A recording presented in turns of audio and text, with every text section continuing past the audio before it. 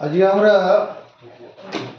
ভরবেগ করব, তারপরে নিউটনের দ্বিতীয় গতিসূত্র পড়ব, এর উপরে বেশ কিছু কাজ করব। আগের দিন নিউটনের প্রথম গতিসূত্রের উপরে পড়েছিলাম ভরবেগ। ভরবেগ কাকে বলে? ভরটা কি? ভর কাকে বলে? কোনো বস্তুর মধ্যে যে পরিমাণ জড় পদার্থ থাকে তাকে বস্তুর ভর বলে। ভর কাকে বলছি আমরা? ভর কোনো বস্তুর মধ্যে যে পরিমাণ, কোনো বস্তুতে যে পরিমাণ জড় পদার্থ থাকে, যে পরিমাণ জড় পদার্থ থাকে, জড় পদার্থ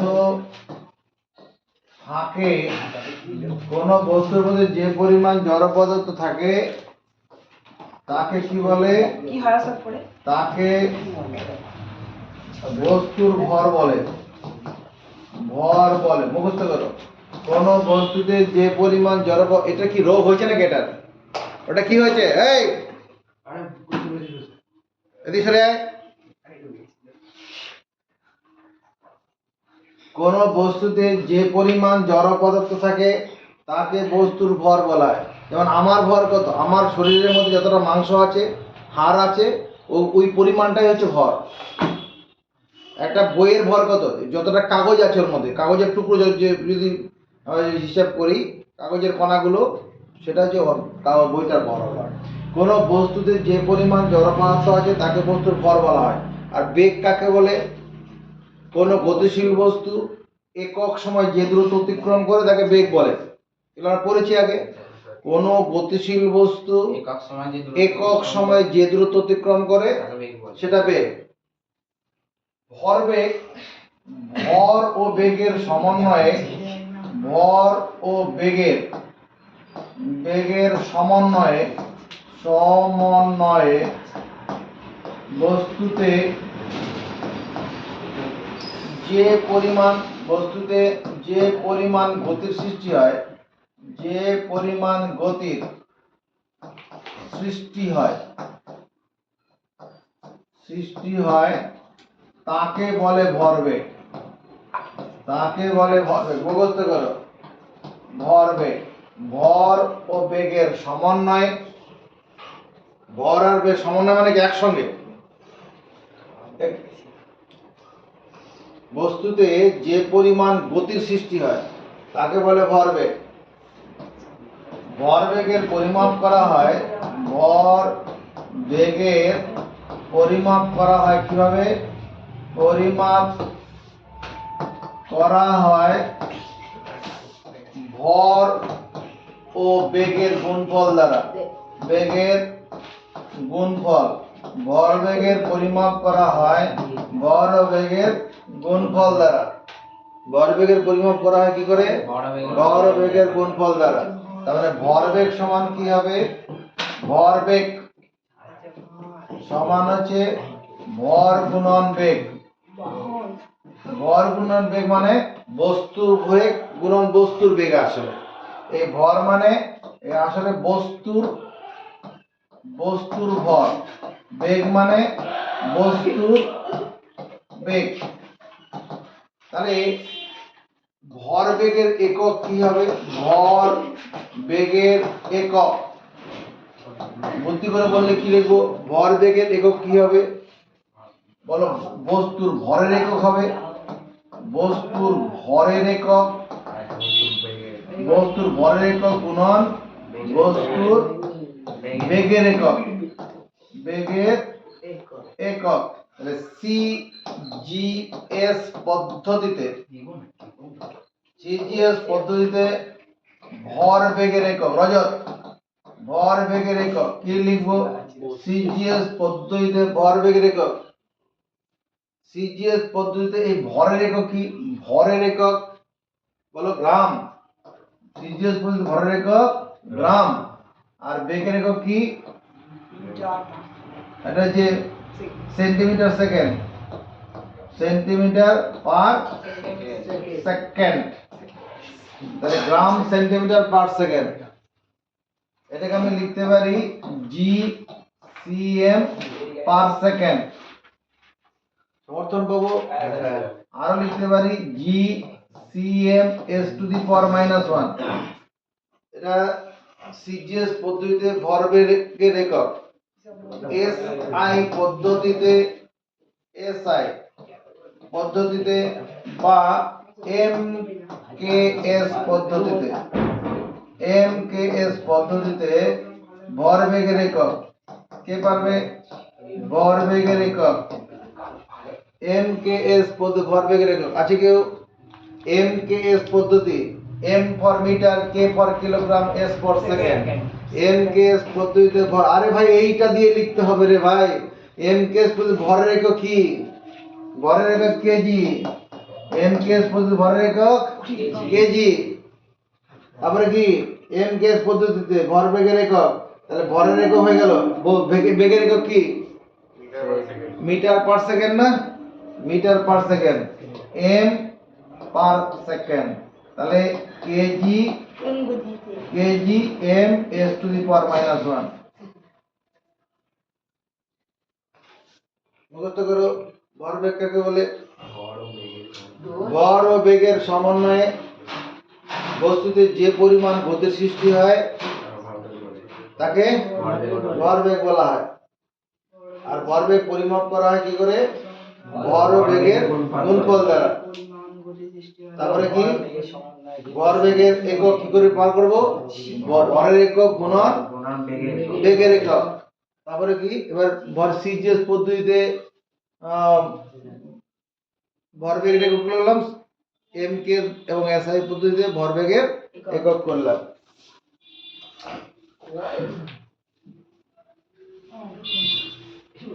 বড় হয়ে গেল।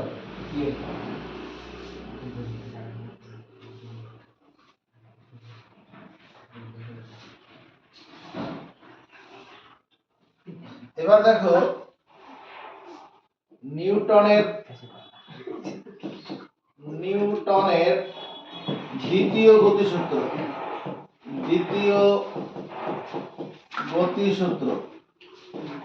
নিউটনের দ্বিতীয় গতিসূত্র কি?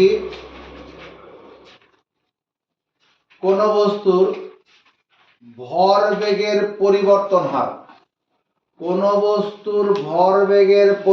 হার, বস্তুর উপর প্রযুক্ত বলের সমানুপাতিক। প্রযুক্ত বল যেদিকে ক্রিয়া করবে ভরবেগের পরিবর্তন সেদিকে হবে। নিউটনের গতিসূত্র কি?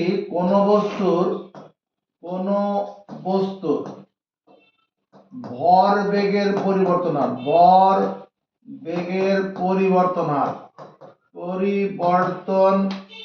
হার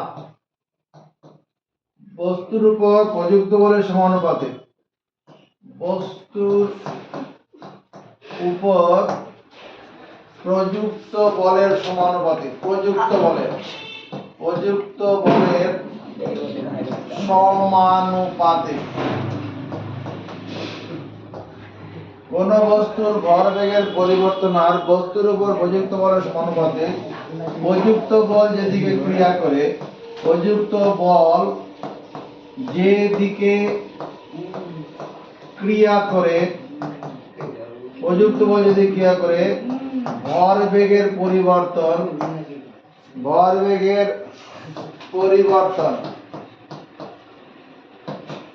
সেই দিকে হয়। তাই কোন বস্তুর ভরবেগের পরিবর্তন হার, মুখস্থ করবে, কোন বস্তুর ভরবেগের পরিবর্তন হার, এইটুকু মুখস্থ হয়ে গেছে। কোন বস্তুর ভরবেগের পরিবর্তন হার মুখস্থ হয়েছে। তারপরে বস্তুর উপর প্রযুক্ত বলের সমানুপাতিক। এই বস্তুর উপর প্রযুক্ত বলের সমানুপাতিক কথাটা মানে কি? প্রযুক্ত বল বস্তুর উপর প্রযুক্ত বলের সমানুপাতিক কথা। স্কুলে সময় নেই। প্রমাণ করো P সমান ma। P সমান ma এটা প্রমাণ করতে হবে। যেখানে P সমান প্রযুক্ত বল, m সমান বস্তুর ভর, a সমান সমত্বরণ। তো ধরো ঠিক আছে, এত কথা বলা যাবে না। ধরো একটি বস্তুকণা এ বি সরলরেখা বরাবর যাচ্ছে, একটি বস্তুকণা এ বি সরলরেখা বরাবর গতিশীল আছে। বস্তুটি যখন এখানে আছে, এম স্থানে আছে, তখন তার প্রাথমিক বেগ কত? ইউ। প্রাথমিক বেগ ইউ, প্রাথমিক বেগ ইউ। যখন বস্তুটা, এটা বস্তুকণা এ স্থানে যখন আছে, তখন তার প্রাথমিক বেগ কত? ইউ। এবার এম স্থানের বস্তুটার উপর কি করা হলো? টি সময় ধরে, সময় টি ধরে সমতরণ এ নিয়ে বস্তুটা এগিয়ে চললো। সমতরণ, ক্রমশ বেগ বাড়ছে, নিয়ে এগিয়ে চলে মনে করো এখানে এন স্থানে এলো, তখন তার বেগ হয়ে গেল কি? এই বস্তুটার অন্তিম বেগ, অন্তিম বেগ হয়ে গেল ভি। এখানে এই পর্যন্ত ত্বরণ নিয়ে এসছে, এক্সেলারেটর দাবিয়ে দাবিয়ে গেছে, ক্রমশ বেগ বাড়িয়ে এখানে এই পর্যন্ত এলো। তাহলে এইভাবে লিখবো, ধরি একটি বস্তুকণা, ধরি একটি বস্তুকণা কি করে? এ বি সরল রেখায় গতিশীল, এ বি সরল রেখায় গতিশীল। চলো মুখস্থ করি। ধরি একটি বস্তুকণা এ বি সরল রেখায়, এ বি সরল রেখা বরাবর গতিশীল। হাওড়া থেকে বর্ধমান থেকে ট্রেন লাইন পাতা আছে, ওই লাইন বরাবর ট্রেনটা আসছে, ওটা সরল রেখা পাবো। হাওড়া থেকে বর্ধমানের দিকে লাইনটা সরল রেখা। একটি বস্তুকণা এ বি সরল রেখায় গতিশীল। যখন বস্তুকণাটি, যখন বস্তু কণাটি এম স্থানে আসে, এম স্থানে আসে, তখন তার বেগ হয়, তখন তার প্রাথমিক বেগ, প্রাথমিক বেগ ইউ। যখন বস্তুটি এম স্থানে, তখন তার প্রাথমিক বেগ, আমি এখান থেকে দেখবো, তার আগে কিভাবে এসেছিল দেখবো না। তো প্রাথমিক বেগ ইউ দাঁড়ি এম স্থান থেকে, এম স্থান থেকে বস্তু কণাটি, বস্তু কণাটি টি সময় ধরে এ সমতরণে গতিশীল হয়ে, এ সমতরণে গতিশীল হয়ে, গতিশীল হয়ে, সমতরণে গতিশীল হয়ে এম স্থানে আসে, এম স্থানে আসে এবং বস্তুটির বা বস্তু কণাটির অন্তিম বেগ হয় ভি, অন্তিম বেগ হয় ভি। বস্তু কণাটির অন্তিম বেগ হয় ভি দাঁড়ি। আচ্ছা, এখানে এটা তোর বইতে পি থাকবে না, এফ থাকবে, এটা এফ থাকবে। চলো এটা মুখস্থ করি। এটা স্যার আমাদের বইতেই থাকবে তো? হ্যাঁ হ্যাঁ, পরীক্ষাতেই থাকবে। ধরি একটি বস্তুকণা এ বি সরল রেখায় গতিশীল, মুখস্থ হয়ে গেছে। যখন বস্তুকণাটি এম স্থানে আসে, তখন তার প্রাথমিক বেগ ইউ। তুমি ট্রেনের ড্রাইভার, মনে করো বর্ধমান থেকে হাওড়া দিকে আসছিলে, শেওড়াফুলিতে আসার পরে তখন তোমার ট্রেনটা থামবে না শেওড়াফুলিতে, ঘন্টায় 40 কিলোমিটার বেগ ছিল, সেইটা হচ্ছে ইউ, প্রাথমিক বেগ ইউ। তখন প্রাথমিক বেগ ইউ দাঁড়ি এম স্থান থেকে কণাটি, বস্তু কণাটি টি সময় ধরে এ সমতরণে গতিশীল হয়ে এন স্থানে পৌঁছায়। এবার শেওড়াফুলি স্টেশন থেকে আসার পরে এবার ট্রেনের এক্সেলারেটর দাবানো হচ্ছে, বেগ ক্রমশ বাড়ানো হচ্ছে, বাড়িয়ে বাড়িয়ে কি করা হলো, মনে করো 20-25 সেকেন্ড ধরে এটা বেগ বাড়ানো হচ্ছে, 20 সেকেন্ড ধরে বেগ বাড়ানো হলো। বাড়ানোর পরে শ্রীরামপুর স্টেশনের কাছাকাছি চলে গেছে, তখন তার বেগ হয়ে গেছে কত? ভি। এটুকু মুখস্থ হয়ে যাবে। তাহলে বস্তু কণাটির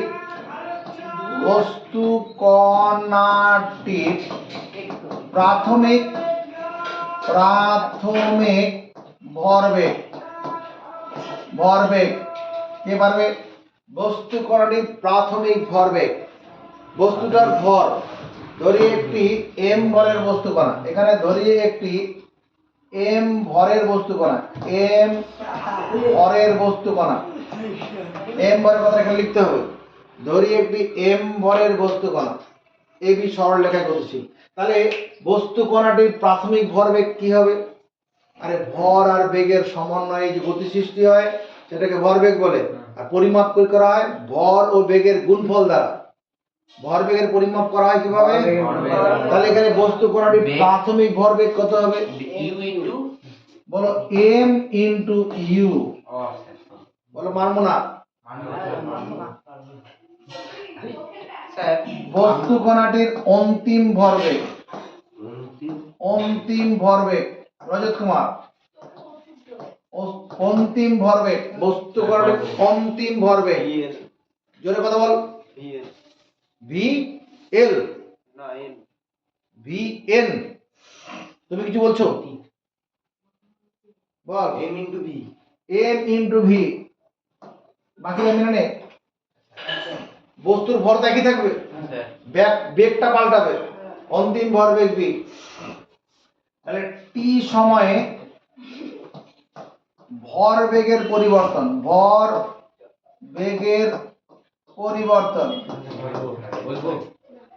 জিজ্ঞেস করলে বলবি টি সময়ে ভরবেগের পরিবর্তন। কে কে পারবে? টি সময়ে ভরবেগের পরিবর্তন কে পারবে?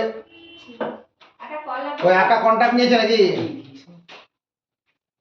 আচ্ছা দেখো, ভরবেগের পরিবর্তন এরকম ব্যাপারটা, যে হাতামা তোমার এখনকার উচ্চতা হচ্ছে 5 ফুট 4 ইঞ্চি মনে করো, বা 6 ইঞ্চি।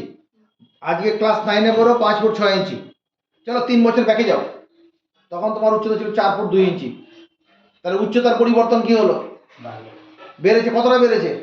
তাহলে 5 ফুট 6 ইঞ্চি আছে, আগের 5 ফুট 4 ইঞ্চি ছিল, এটা বিয়োগ করতে হবে, সেটাতে পরিবর্তন বা বৃদ্ধি আর কি। তাহলে এখানে ভরবেগের পরিবর্তন মানে ভরবেগ বৃদ্ধি কত হলো? টি সময়ে ভরবেগের বৃদ্ধিটা কি হবে? টি সময়ে ভরবেগের বৃদ্ধি কত হবে? mv minus mu। এটাই তো হবে ভরবেগ বৃদ্ধিটা, হবে না? চলো মুখস্থ করবো এক্ষুনি। টি সময়ে ভরবেগের পরিবর্তন, টি সময়ে ভরবেগের পরিবর্তন হার। যখনই পরিবর্তন হার হবে তখন সময় দিয়ে ভাগ করতে হবে। যখনই পরিবর্তন হার তখন কি করতে হবে? সময় দিয়ে ভাগ। কারণ এমটা কমন নিয়ে নেই, ভি মাইনাস ইউ, তাকে টি দিয়ে ভাগ করে দেবো। ভরবেগের পরিবর্তন হার হলেই সময় দিয়ে ভাগ। নিউটনের দ্বিতীয় গতিসূত্র কি লিখেছিলাম আমরা কিছুক্ষণ আগে? কোন বস্তুর ভরবেগের পরিবর্তন হার বস্তুর উপর প্রযুক্ত বলের সমানুপাতিক। কোন বস্তু কণার ভরবেগের পরিবর্তন হার, মানে এই জিনিসটা, এটা তো ভরবেগের পরিবর্তন হার, বস্তুর উপর প্রযুক্ত বলের সমানুপাতিক। প্রযুক্ত বল যেদিকে ক্রিয়া করবে ভরবেগের পরিবর্তন সেদিকে হবে। আচ্ছা এইটুকুটাকে মুখস্থ করো, বাকি কথাটা পরে হচ্ছে।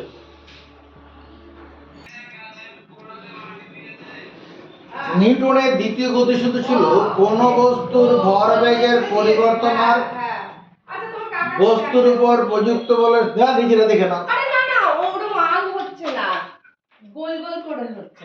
গতিসূত্রতে কোন বস্তুর ভরবেগের পরিবর্তন হার বস্তুর উপর প্রযুক্ত বলের সমানুপাতিক। কোন বস্তুর ভরবেগের পরিবর্তন হার, এটা কি? ভরবেগের পরিবর্তন হার বস্তুর উপর প্রযুক্ত বলের সমানুপাতিক। প্রযুক্ত বল যেদিকে ক্রিয়া করে ভরবেগের পরিবর্তন সেদিকে হয়। প্রযুক্ত বল যেদিকে ক্রিয়া করে ভরবেগের পরিবর্তন সেদিকে হয়। তাহলে নিউটনের দ্বিতীয় গতিসূত্র অনুসারে নিউটনের দ্বিতীয় ভোল্টা বলতে হতো নিউটনের দ্বিতীয় গতিসূত্র অনুসারে নিউটনের দ্বিতীয় গতিসূত্র অনুসারে কি F varies as m into v minus u by t। Sir ওইটা কি ছিল? F হচ্ছে প্রযুক্ত বল, হ্যাঁ F হচ্ছে ভরবেগের পরিবর্তন আর প্রযুক্ত বলের সমানুপাতিক। সমানুপাতিক বোঝানোর জন্য এরকম চিহ্নটা দেওয়া হয়। ভরবেগের পরিবর্তন হার প্রযুক্ত বলের সমানুপাতিক। Fটা হলো প্রযুক্ত বল। Fটা কি? উপযুক্ত বল। F হচ্ছে প্রযুক্ত বল। প্রযুক্ত বল। F varies as m into a। এটা ত্বরণ না? ত্বরণ কাকে বলে? কোন বস্তু ক্রমবর্ধমান বেগ নিয়ে চললে বেগ বৃদ্ধির হারকে বলে ত্বরণ। এইটুকুনটা কি? শুধু এইটুকুনটা, এইটুকুনটা কি শুধু বেগ বৃদ্ধি না? বেগ বৃদ্ধির হার না? বেগ বৃদ্ধির হার। বেগ বৃদ্ধির হার, বেগ বৃদ্ধির হারকে ত্বরণ বলে না? সেটা বসালাম।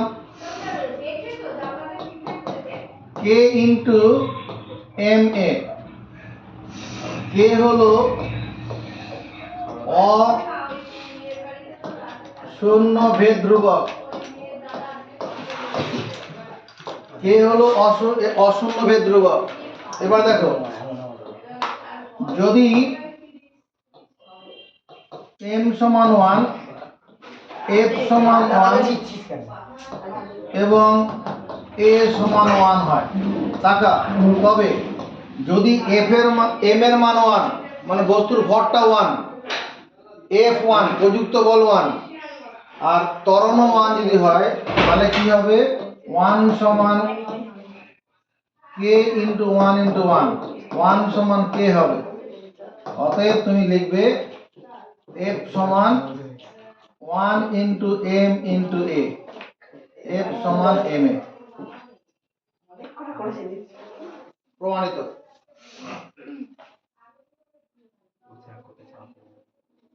ঠিক আছে।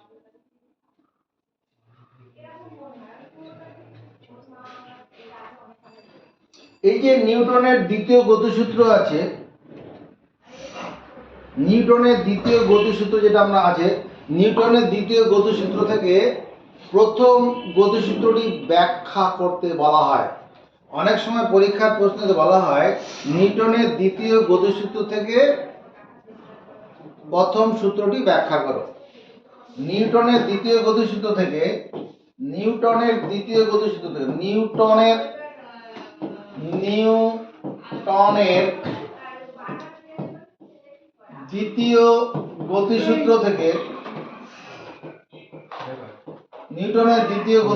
থেকে প্রথম সূত্রটি ব্যাখ্যা করো। প্রথম সূত্রটি মানে ব্যাখ্যা করো বা প্রতিষ্ঠা করো। প্রতিষ্ঠা সূত্রটাকে লিখে দিলে হয়ে যাবে। করো। দেখো ব্যাপারটা কি, অ্যান্সার বলছি, নিউটনের দ্বিতীয় গতিসূত্র থেকে পাই নিউটনের দ্বিতীয় গতিসূত্র থেকে পাই দ্বিতীয় গতিসূত্র থেকে পাই নিউটনের দ্বিতীয় গতিসূত্র থেকে পাই F সমান m a। F সমান m a। এই যে পেয়েছি। তাহলে যদি f সমান 0 হয়, তবে 0 সমান m into a, m into a সমান 0, a সমান 0 বাই m, a সমান 0। mটা তো ভর কখনো 0 হবে না। a 0 মানে ত্বরণ 0, ত্বরণ সমান 0। আরে ত্বরণ কখন 0 হবে? ত্বরণ 0 হবে স্থির বস্তুর ক্ষেত্রে। ত্বরণ 0 কখন হবে? ত্বরণ 0 হয় স্থির বস্তুর ক্ষেত্রে। আবার ত্বরণ 0 হয় কি? যদি কোনো বস্তু সমবেগে গতিশীল থাকে। ত্বরণ কখন 0 হয়? যদি কোনো বস্তু সমবেগে গতিশীল থাকে, তখন ত্বরণ বেগ বৃদ্ধি হয় না। দেখো এফ শূন্য মানে কি, বাহ্যিক বল শূন্য। আমি পেলাম কি পেলাম, প্রযুক্ত বল শূন্য হলে, প্রযুক্ত বল শূন্য হলে ত্বরণ শূন্য। ত্বরণ শূন্য কি পেলাম, প্রযুক্ত বল শূন্য। এফ যখন শূন্য, এফ মানে প্রযুক্ত বল, প্রযুক্ত বল শূন্য হলে ত্বরণ শূন্য। অর্থাৎ স্থির বস্তু ত্বরণ শূন্য। অতএব প্রযুক্ত বল, বস্তুর উপর বল প্রযুক্ত না হলে, অতএব আমি বলবো বস্তুর উপর বল প্রযুক্ত না হলে, বস্তুর উপর বল প্রযুক্ত না হলে, বস্তুর উপর যদি বল প্রয়োগ না হয় তাহলে কি হবে, স্থির বস্তু স্থির থাকবে, চিরকাল চাই হবে না? স্থির থাকবে, চিরকাল স্থির থাকবে। স্থির বস্তু চিরকাল স্থির থাকবে বা স্থির থাকবে, কারণ ত্বরণ শূন্য তো। স্থির বস্তু ত্বরণ শূন্য। আবার এবং গতিশীল বস্তু